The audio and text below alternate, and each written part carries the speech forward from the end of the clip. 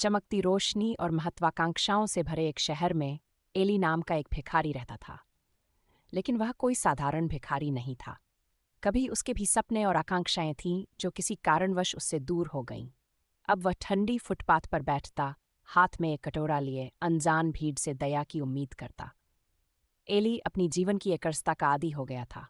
हर दिन वह राहगीरों की निगाहों में कभी दया तो कभी तिरस्कार देखता। लेकिन उसे ये नहीं पता था कि बदलाव उसके ज्यादा करीब था जितना वह सोच सकता था। एक ठंडी शाम, जब एली खुद को फटे पुराने कंबलों में लपेट रहा था, तो एक महिला, क्लारा, उसके पास आई। क्लारा बाकी लोगों से अलग थी।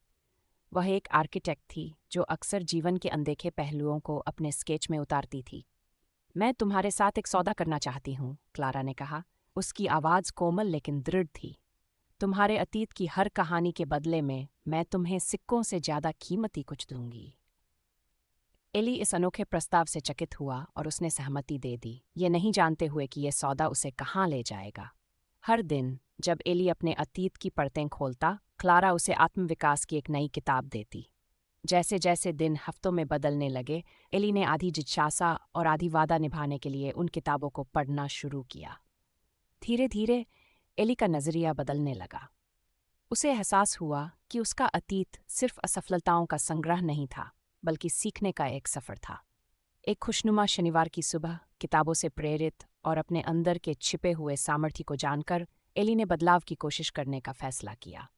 उसने अपनी बची खुची जमा पूंजी से एक पुराना सूट खरीदा, खुद को साफ सुथरा बनाया और पास के एक सामुदायिक केंद्र में गया। महीने बीत गए और एली एक आत्मविश्वास से भरा हुआ इंसान बन गया, आशा और नई दिशा के साथ। किताबों और क्लारा की अनोखी दोस्ती ने उसे नई क्षमताओं से लैस कर दिया था और जल्द ही उसे एक स्थिर नौकरी मिल गई। लेकिन नौकरी से बढ़कर उसने जीवन को देखने का एक नया तरीका सीखा। एक दिन जब क्लारा उसी परिचित गली से गुजर रही थी, तो उसने किसी को बेघर लोगों को किताबें बांटते हुए देखा। ये एली था, मुस्कुराते हुए अपनी कहानी और सीखे हुए सबक साझा कर रहा था। ये देखकर क्लारा के चेहरे पर मुस्कान आ गई। उसने समझ लिया कि बदलाव की ताकत कितनी अद्भुत हो सकती है।